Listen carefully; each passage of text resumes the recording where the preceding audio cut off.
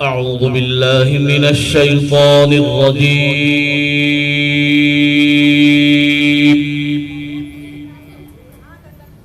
بسم الله الرحمن الرحيم.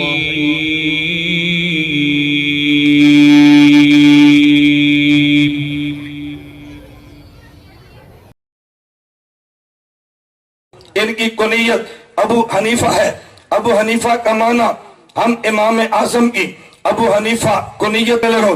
ایک شخص کہتا ہے تم حنفی عجیب ہو، تمہارے مذہب کی نسبت حنیفہ لڑکی کی طرف ہے تبھی تمہیں حنفی کہتے ہیں. یہ کیسا مذہب ہے کہ جن کی نسبت بھی ایک لڑکی کی طرف. میں نے کہا وجہ، کہتے ہیں ابو حنیفہ ایک باپ ہے، ایک حنیفہ بیٹی. حنیفہ بیٹی کی وجہ سے اسے ابو حنیفہ کہتے ہیں. تمہاری نسبت حنیفہ لڑکی کی طرف ہے تو جس مذہب کی نسبت لڑکی کی طرف ہو وہ مذہب مذکر کیسے ہو سکتا ہے؟ تمہارا مذہب تو مؤنث قسم کا مذہب ہے. میں نے کہا تجھے دھوکہ اس لیے لگا تو عربی بھی نہیں جانتا، تاریخ بھی نہیں جانتا. عربی جانتا دھوکہ تب بھی نہ لگتا، تاریخ جانتا دھوکہ تب بھی نہ لگتا.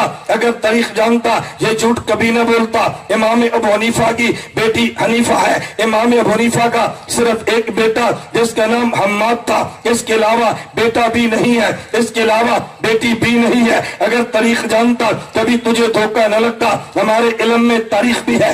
امام ابو حنیفہ کی بیٹی بھی نہیں، کوئی اور بیٹا بھی نہیں، تنہا ایک بیٹا حماد ہے. اور جی پھر حنیفہ کا باپ کیوں کہتے ہیں؟ میں نے کہا تیرے ذہن میں ابن کا معنی صرف ایک ہے کہ باپ ہے، ہمارے ذہن میں ایک نہیں ہے. ہمارے ذہن میں ابن کے کئی معنی ہیں. دھوکہ تبھی لگتا ہے جب بندہ ایک لفظ کا معنی ایک سمجھتا ہے. بات چل پڑی ہے، میں ایک جملہ کہنے لگا. ہم نے حضرت مولانا قاسم ننوتوی نفر اللہ متقدہ بانی تعلم دیوبند نے ایک بات چھیڑی ہے. فرمانے لگے موت امتی پر بھی آتی ہے، موت نبی پر بھی آتی ہے، لیکن امتی کی موت جدا ہے، نبی کی موت جدا ہے. امتی پر موت آئے اس کا معنی روح نکل گئی ہے، نبی پر موت آئے اس کا معنی روح سمٹ گئی ہے. ایک بندہ کہتے یہ معنی غلط ہے. میں نے کہا نا، مولانا قاسم ننوتوی نے فرمایا موت کا معنی قبض ہے. حدیث مبارک میں ہے ان اللہ قبض ارواحکم ورد الیکم حین شاء. اللہ تمہاری روح کو قبض کر لیتے ہیں، جب چاہتے ہیں لٹا دیتے ہیں. تو موت کا معنی قبض روح ہے. اور قبض کے دو معنی ہے. ایک قبض کا معنی بسط یدی، میں سمجھانے کے لیے کہتا ہوں یہ میرے ہاتھ میں کاغذ ہے، میں نے ہاتھ پھیلا دیا، کہتے ہیں بسط یدی، میں نے ہاتھ سمیٹ لیا. آپ کہتے ہیں قبض یدی. اس کا معنی کبھی قبضن کا معنی سمٹ جانا ہے اور کبھی قبضن کا معنی یہ نہیں ہوتا، بلکہ قبضن کا معنی ایک آدمی سے چیز کو لینا اور پھر واپس کر دینا. توجہ، اس بچے کی ٹوپی موجود ہے، مجھے بچہ نہ دو ٹوپی دو بس اس کو بٹھا دو. توجہ رکھنا، یہ پہلے ٹوپی اس بچے کے پاس، اب ٹوپی بولو نا، پہلے ٹوپی اس کے پاس، اب پہلے قبضہ اس کا تھا، اب قبضہ میرا. اس کے قبضے سے نکلی میرے پاس آئی، اس کے بھی کہتے ہیں قبضہ. تو قبض ان کا ایک معنی ایک سے چیز نکلے دوسرے کے پاس آ جائے، یہ بھی قبضن ہے. چیز سمٹ جائے یہ بھی قبضن ہے. مولانا قاسم ننوتوی فرماتے ہیں قبضن کے معنی تو ہے کبھی خروجن نکل جانا، کبھی حبسن سمٹ جانا. جب امتی پر موت آئے تو معنی خروج روح، روح نکل جانا ہے. جب نبی پر موت آئے تو معنی حبس روح، روح سمٹ جانا ہے. ان کو قبضن کے دو معنی آتے تھے. امتی کی معنی الگ کیا ہے، نبی کے لیے معنی الگ کیا ہے. پھر تائید میں قرآن پیش کرتے ہیں انکا میتن وانہم میتون. خدا نے نبی کو میتن الگ کہا، امت کو میتون الگ کہا، یہ بتانے کے لیے نبی کی موت جدا ہے، امت کی موت جدا ہے. میں صرف اس پہ دلیل دے رہا تھا کبھی ایک لفظ کے معنی دو ہوتے ہیں، ہمیشہ ایک لفظ کا معنی ایک ہی نہیں ہوتا. ابن کا معنی تجھے باپ نظر آیا، ہمیں ابن کا معنی اور بھی نظر آیا. آپ دنیا میں کہتے ہیں فلاں بندہ ابن الوقت ہے. ابن الوقت کا معنی اس کی والدہ کا نکاح وقت سے ہوا ہے، اس کا معنی ہرگز یہ نہیں ہے. ابن الوقت کا معنی یہ ہے کہ یہ بندہ چڑھتے سورج کی پوجا کرتا ہے، جیسے حالاتوں ادھر پھسل جاتا ہے، ابن الوقت ہے. ابن الوقت کا معنی یہ نہیں ہے یہ وقت کا بیٹا ہے. ابن کا معنی ہمیشہ باپ نہیں ہے، عربی زبان کا لفظ امن ہے. امن کا معنی ہمیشہ ماں نہیں ہے. کبھی قرآن کہتے ام صدیقہ، ام کا معنی ماں ہے. کبھی قرآن کہتے ام حاویہ، ام کا معنی ٹھکانہ ہے.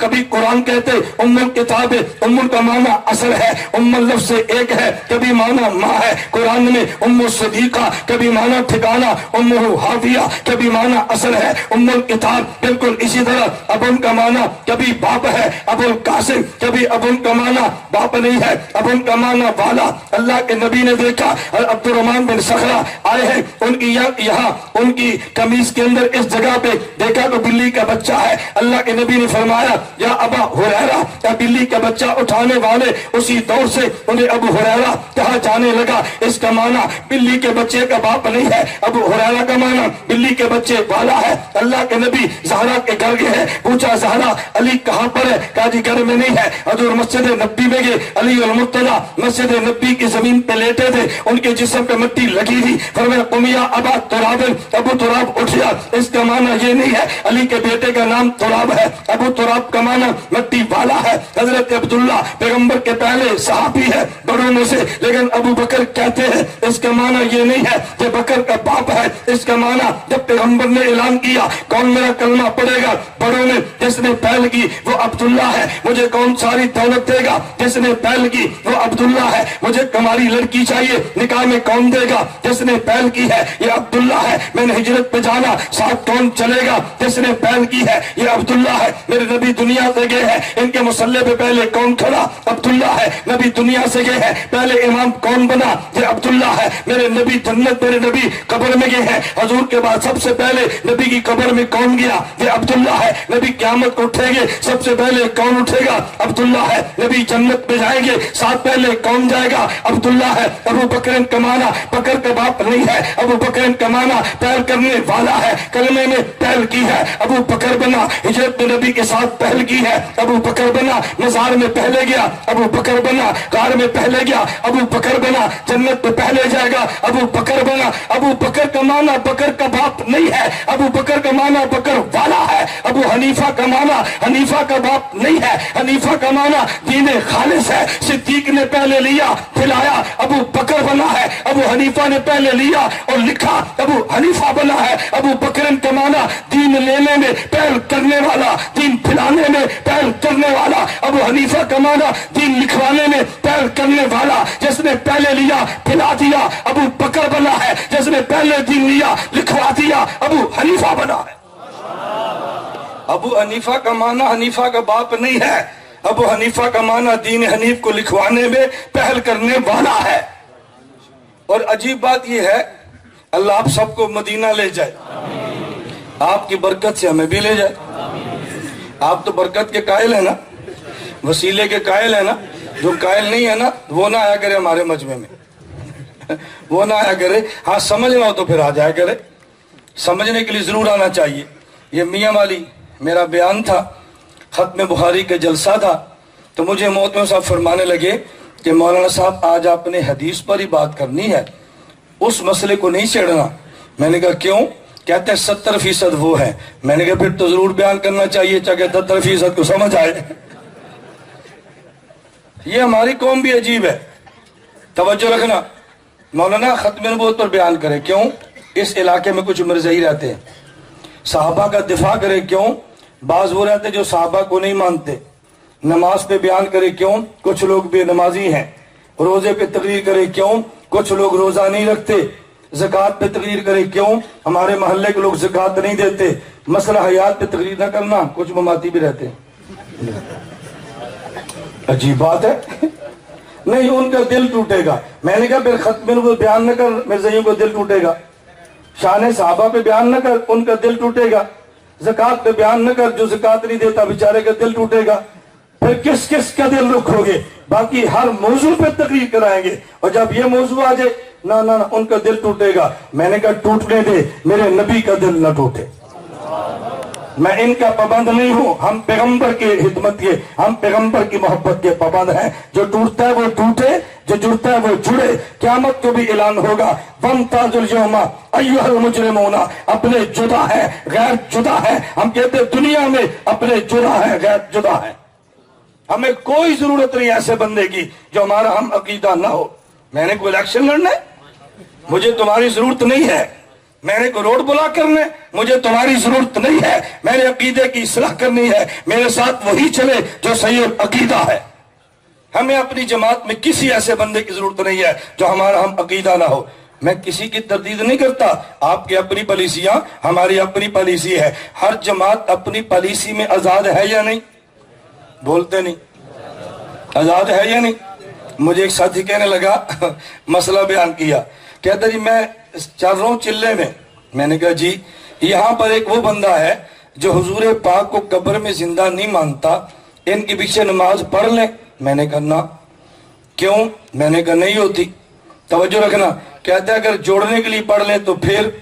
میں نے کہا ایک لڑکی کو زنا سے چھڑوانا ہے، اس سے دوستی لگا لو، 1-2 مرتبہ منہ کالا کر لو. کیوں؟ اس کا زنا چھڑانا ہے. کہتا ہے جائز نہیں ہے. میں نے کہا زنا چھڑانے کے لیے زنا کرنا جائز نہیں ہے، نماز پہ لانے کے لیے نماز برباد کرنا کیسے جائز ہے؟ میں نے کہا آپ کی مرضی، میں منع نہیں کرتا، مسئلہ میرے ذمہ ہے. قیامت کو خدا کو یہ نہ کہنا ہمیں صحیح مسئلہ کسی نے نہیں بتایا تھا.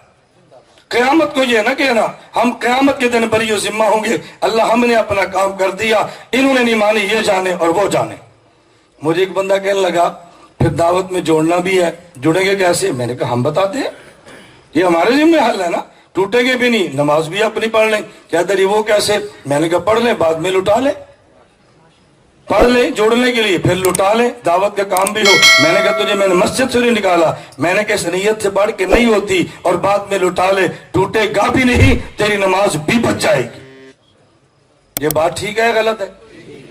اللہ میں بات سمجھنے کی توفیق عطا فرمائے. سود خور کا کھانا کھانا چاہیے؟ بولیے. اور بس اوقات بعض لوگ کہتے ہیں جی ہماری مجبوری ہے، ہم نے دعوت دینی تھی، اگر اس کا پانی کا گلاس نہ پیتے دعوت کیسے دیتے؟ تو حلال سمجھ کے پیو گے حرام سمجھ کر؟ بولو. گناہ سمجھ کے، نیکی سمجھ کے. بعد میں توبہ کرو گے یا نہیں کرو گے؟ تو یہاں بھی نماز پڑھ لو، گناہ سمجھ کے پڑھو اور بعد میں لٹا لو. عقیدے کے معاملے میں کوئی کمپرومائز نہیں ہے. میں ایک ساتھی کی بات سمجھاتا ہوں، میری بات سمجھنا. اگر کسی آدمی سے دوستی لگی ہو اور دوستی کٹ جائے تو دکھ ہوتا ہے یا نہیں ہوتا؟ اگر آپ نے باطل عقیدے سے دنیا میں دوستی لگا لی اور جب قیامت کو خدا نے جدا کیا نا تو ایک مرتبہ یاری یاد آئے گی. ہم دنیا میں یار تھے، الگ ہو گئے، یہ دوستی ٹوٹنے کا دکھ ہوگا. ہم نے لگائی ہی نہیں ہے، ہمیں ٹوٹنے کا دکھ بھی نہیں ہوگا. ہم دکھوں سے بے نیاز ہیں، نہ ہم نے لگائی ہے نہ ہم ٹوٹنے کا دکھ ہے. ہم قیامت کو خدا سے کہیں گے اللہ تیرے نبی کی خاطر ہم ان سب سے نالا تھے، وہاں بھی تھے یہاں بھی تھے، وہاں بھی مصطفیٰ کے تھے یہاں بھی مصطفیٰ کے ہیں. بس ہم حضور کے ساتھ ہیں، ہمیں اور کوئی نہیں چاہیے.